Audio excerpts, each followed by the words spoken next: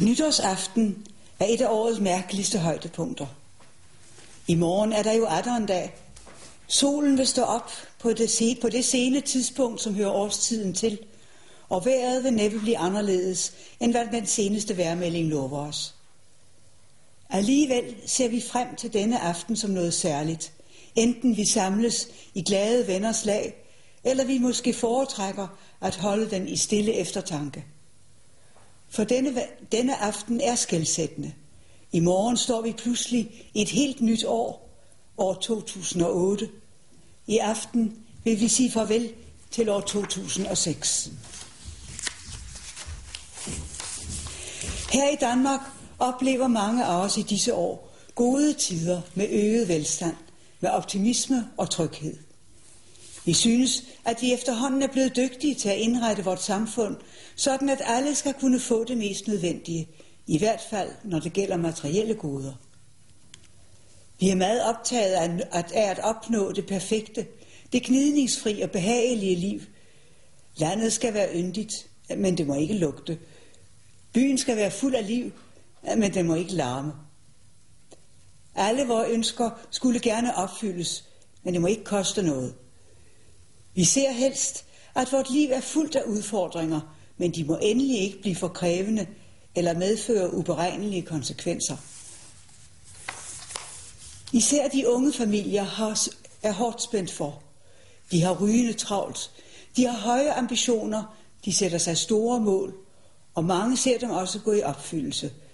Måske i højere grad, end deres forældre og bedsteforældre nogensinde kunne gøre sig håb om. Men for nogle unge er det anderledes. De når måske ikke engang så langt, som at sætte sig noget mål. De er udenfor, endnu inden de rigtige får begyndt.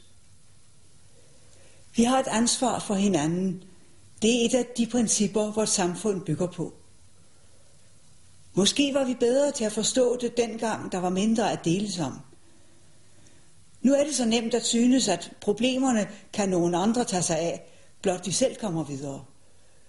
Så bliver vi chokerede, når vi hører om børn eller ældre mennesker, der vantrives, eller om unge mennesker, der ikke kan finde noget ståsted. Hvem har nu svigtet, spørger vi forarget og ser os omkring. Det har vi egentlig selv. Vi skal også i det moderne, hurtige samfund kære os om andre. Vi bliver fattigere, hvis vi glemmer det. Og menneskelig fattigdom skulle nødig være prisen for materiel rigdom.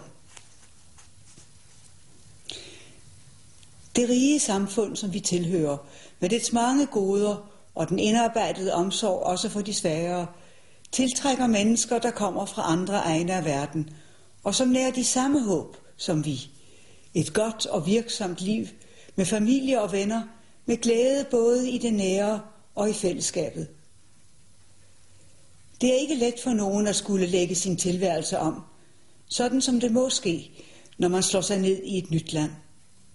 Helt kan det ikke undgås, at der måske bliver set lidt skævt til den fremmede, som har andre skikke, en anden klædedragt, og som endnu ikke behersker sproget. Men det er helt nødvendigt, at man har et åbent sind og en vilje til at finde sig til rette.